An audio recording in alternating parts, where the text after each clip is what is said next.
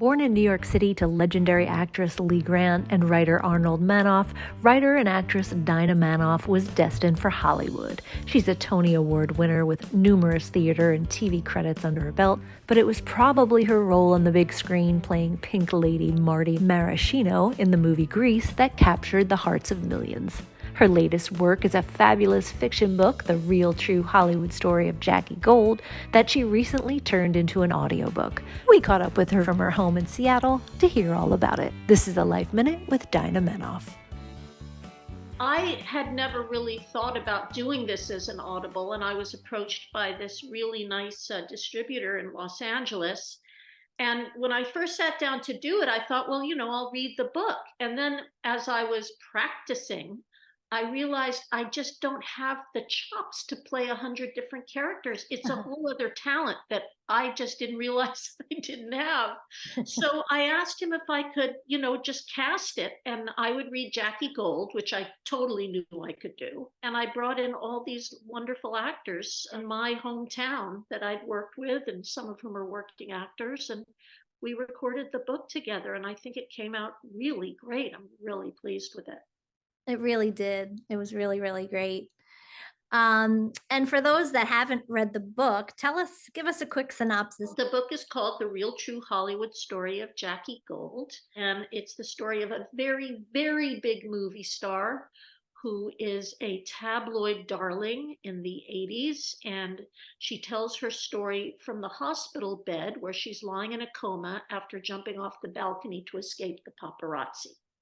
And it is actually a pretty funny, dark comedy, or as Jamie Lee Curtis said, she gave me a very nice blurb, and it's on the cover of my book. It says, "A brilliant rewinding of a life of Hollywood glitz, grit, gluttony, and nose jobs." That's the best description I can come up with. That's great. And tell us, why did you decide to write this? I started it many, many years ago in a workshop.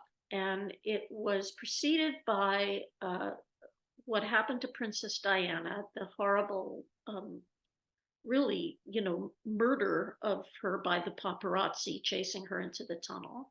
And right around the same time, I had just had my first child, and a guy, a paparazzi from the Inquirer, showed up at my front door to question his paternity, my brand new baby infant's paternity. And I started to scream. I was in my pajamas. I chased him off my property, called a lawyer. And it was the first time that I really have felt for myself the invasiveness of these people. And so I started writing a story about, what if there was this really big star and this happened to her? And it just evolved from that. It's still happening with Britney Spears and Meghan Markle, and these people, they're relentless. In my day when I was an actor, we didn't have cell phones or TMZ or the internet or any of that. We just had the Inquirer and the Star, and they did tremendous damage to people. Would you say there are any parts of Jackie that are you?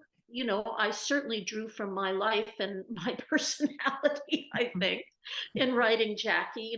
I drew from my childhood in Malibu, which is a very unusual and unique place to be raised. I'm very fond of saying no one really grows up in Malibu, but I was raised there. I come from a Hollywood background, or a show business background, really. My mother is Lee Grant, who's still the incredible force that she's always been at 98 years young. I had those experiences to draw from. And, they say, write what you know. This is what I know. There's some parts of it that are so vivid, the descriptions, the nose job, Al. How did that come? How did that? Being a young actress in Hollywood, there was always, particularly when I was a young actress, the pressure to be pretty. And I was more of a character actress, and you felt like you had to pass in order to get cast. That meant doing what you had to do to dye your hair blonde or get a nose job or starve yourself skinny, all of which I did in order to get cast and to be, passable. They didn't want you to look Jewish, which I am.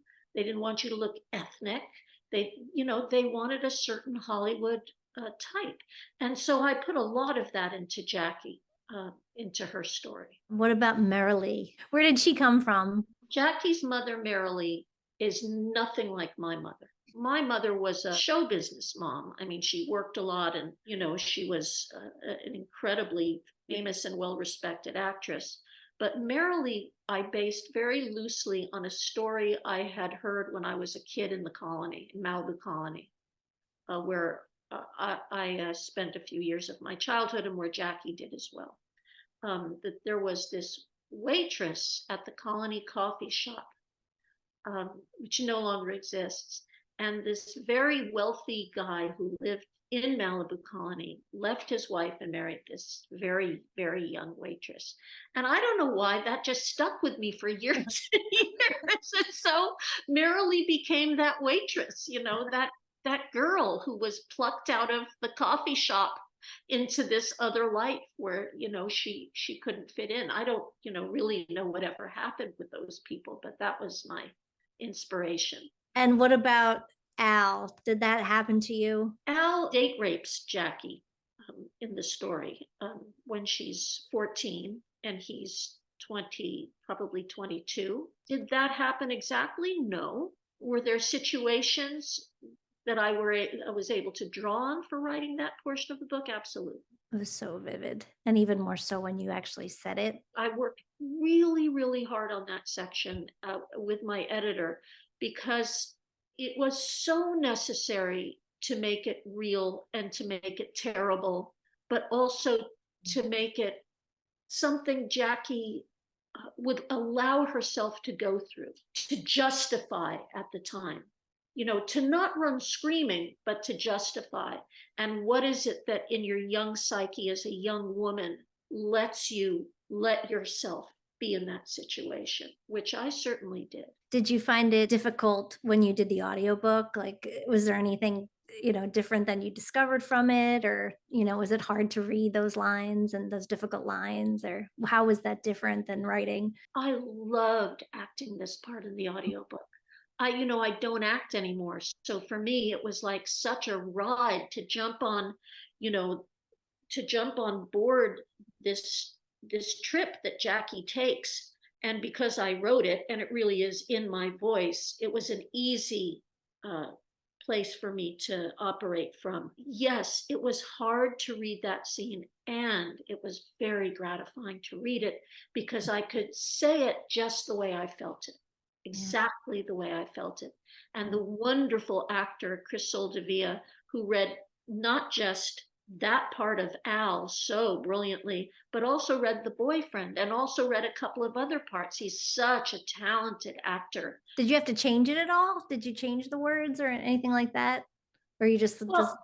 strangely enough, as we were reading through the book, I came upon tons of typos that I never saw just reading it with my eyes, but saying it, I would go, oh my God, this is terrible. I have to, the next printing, we have to fix this. And yes, there were parts reading the book where I said, this doesn't work reading. We have to cut this or add this, or, to make it clear, to say she said, or, it was different.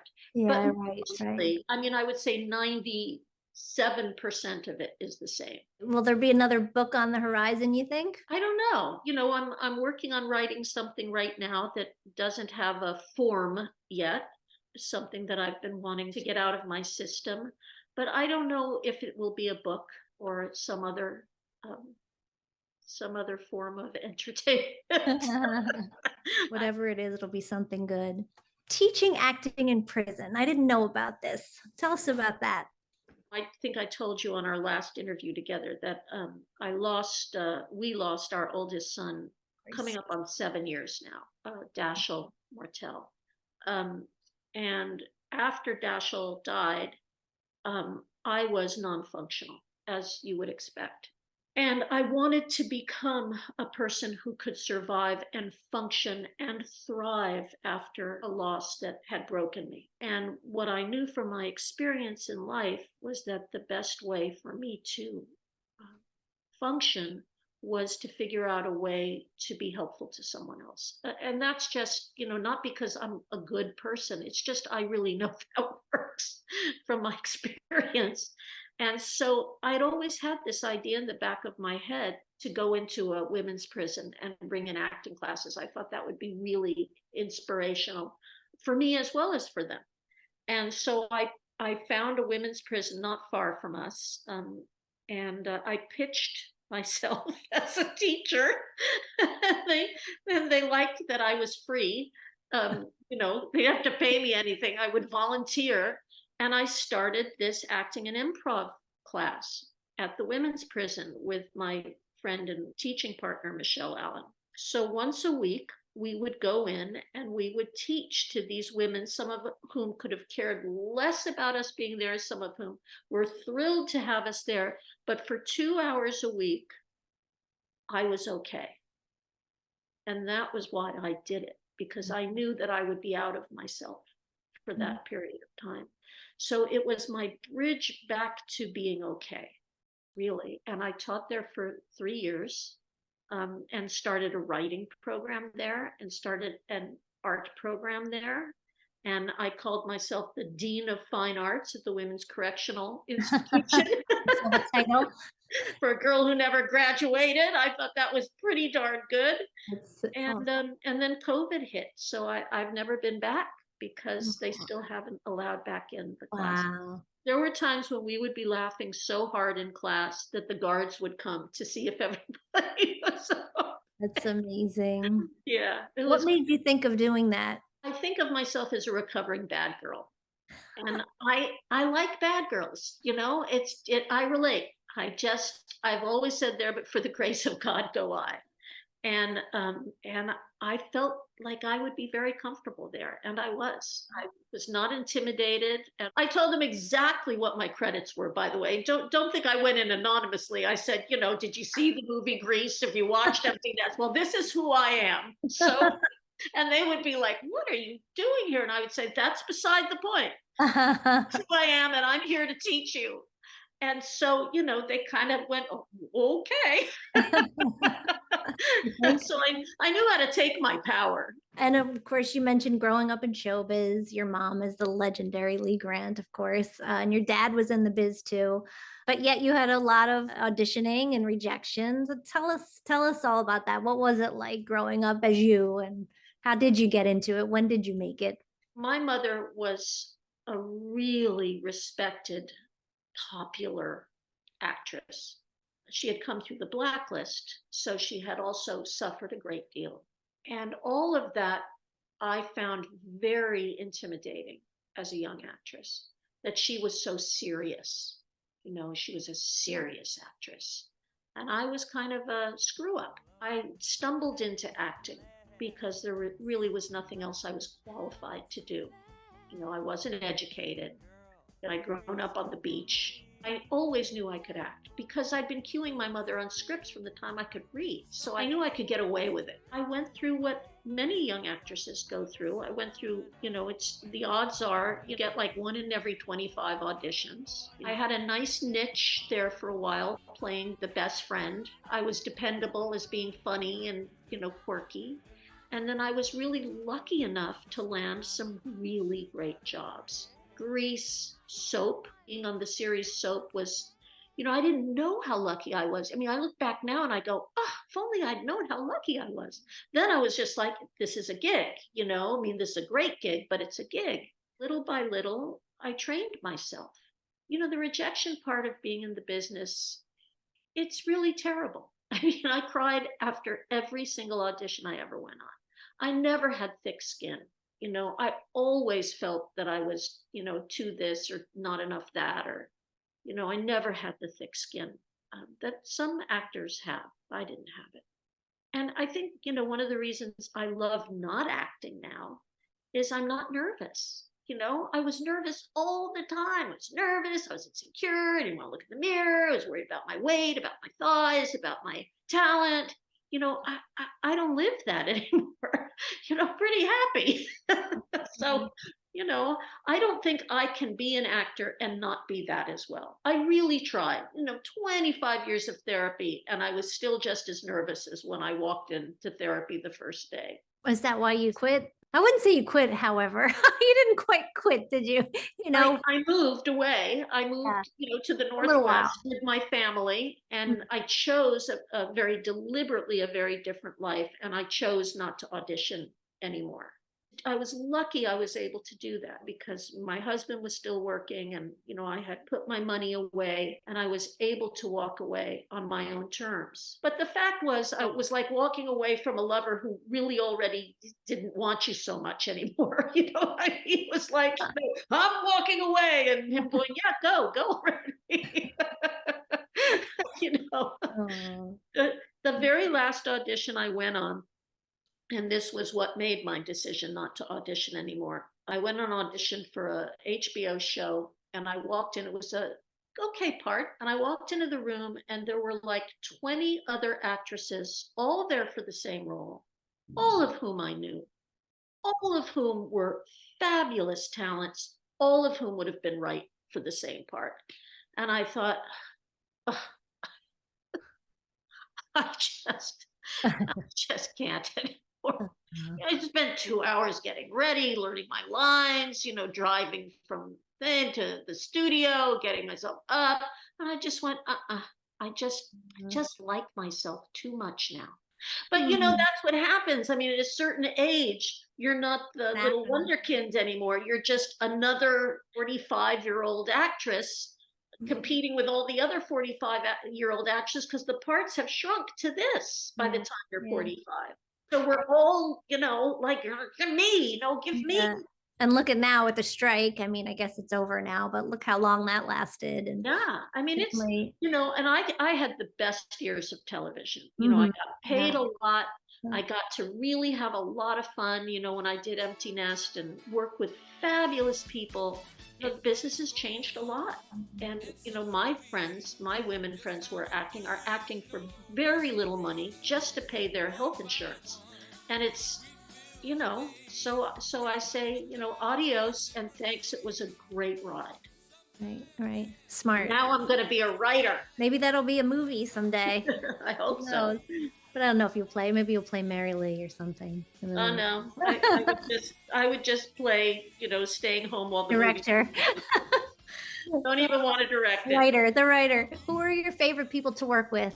God, so many. I mean, Richard Mulligan, played my father on Empty Nest and was in Soap. I treasured Richard. I loved working with the Grease cast, and we still see each other. We go around these Comic Cons and do autograph signings together. Oh, The wow. T-Birds and the Pink Ladies, some of us, and Randall Kleiser, the director. We just got back from Scotland, and every time Wow. we see each other, it's just such a love fest. We have so much history now. That's Yeah, so iconic. Do you think most people remember you from that role over other things? And so, yeah, I do. I mean, yeah. fans, they just keep, giving birth to more fans. They Yeah, keep they'll coming. never, they don't ever. Oh, if you're gonna do something, that's certainly the one to do. Guess so. At the time it was, it was a really fun movie to make and got lukewarm reviews when it first came out. It was not a blockbuster. Really? I Yeah, don't remember it was, that. the reviews were like, oh, it's too camp. And it gathered its own steam over years and years and years and keeps doing so. Of course, we lost Olivia. I was really lucky to get to work with her and to know her a little bit. That was really my experience with her, was on Grease. I had a little exchange with her a few years ago. Olivia truly was who you think she was. She was the warmest, sweetest, most generous, big-hearted lady. I'm just plain Sandra Dee.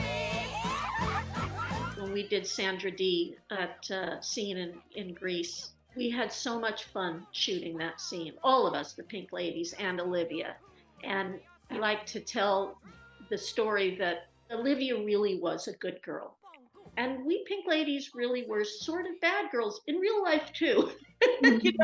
I mean, there was an us and them, so getting to act out that scene where we were, torturing her and getting her drunk and singing a mean song about her, it was so much fun. And she was such a good sport.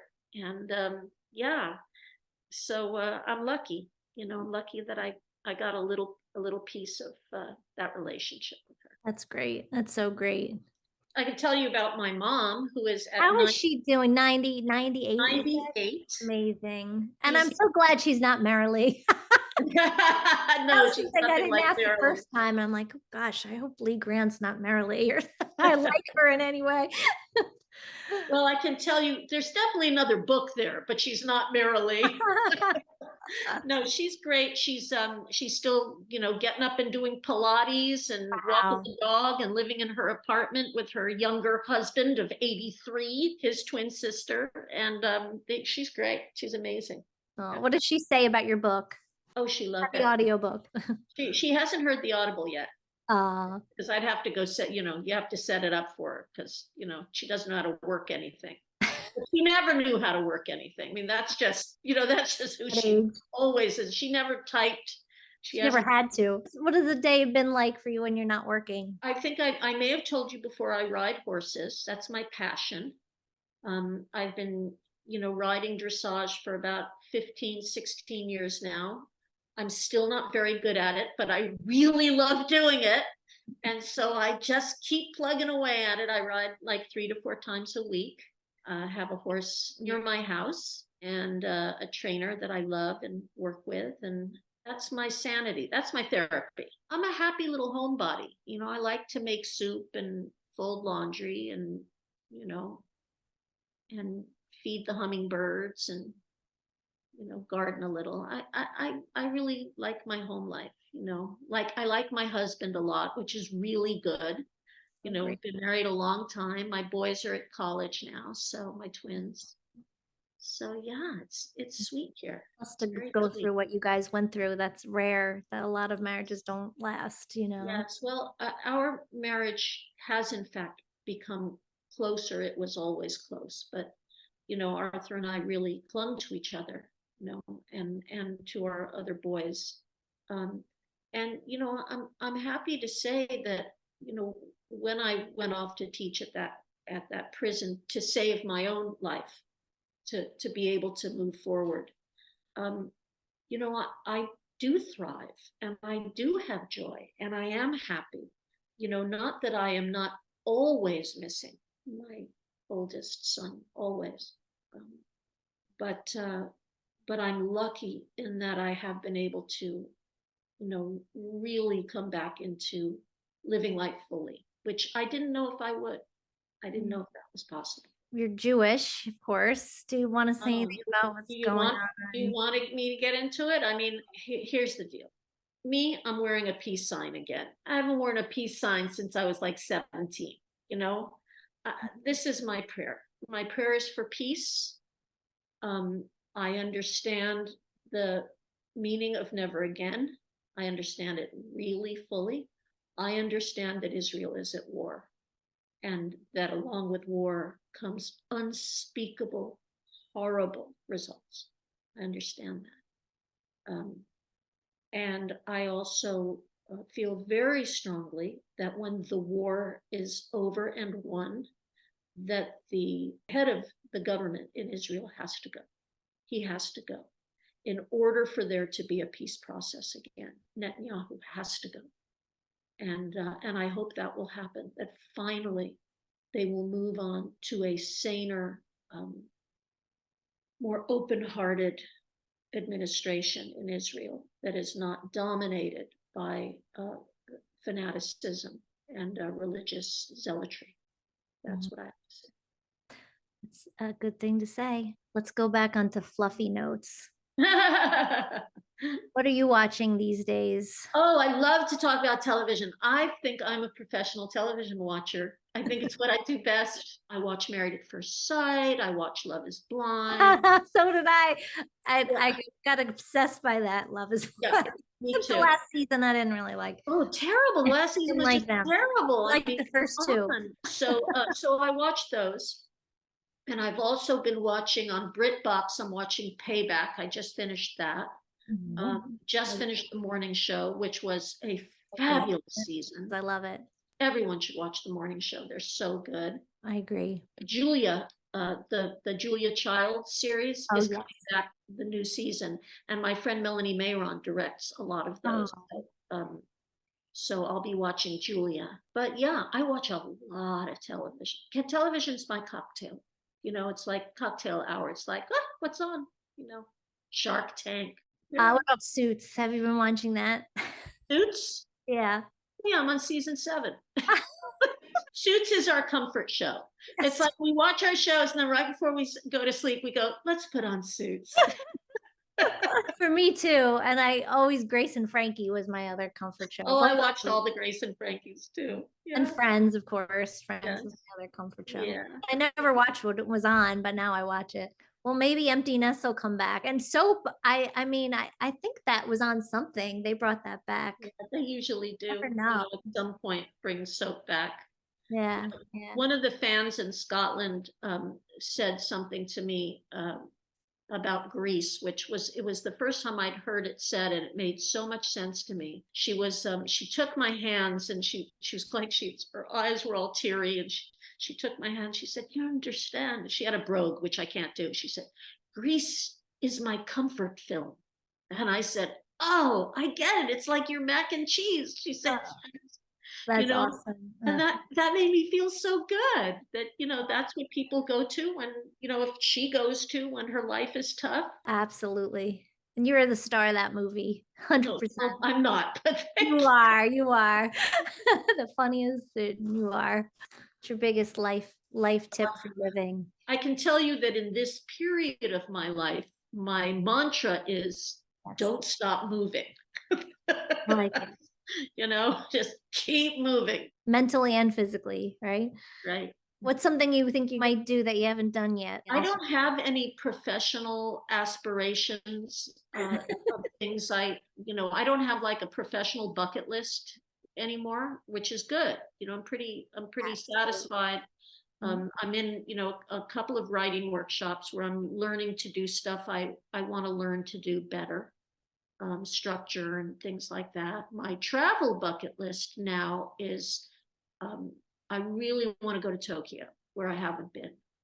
And one of my sons is a real Japanophile, and so he's been to Japan, and I want to go and experience Tokyo and some other parts of Japan with him. Well, you've cracked the code, lady, for a good living. I like it. I love you. You're such a wonderful person. To hear more of this interview, visit our podcast, Life Minute TV, on iTunes and all streaming podcast platforms.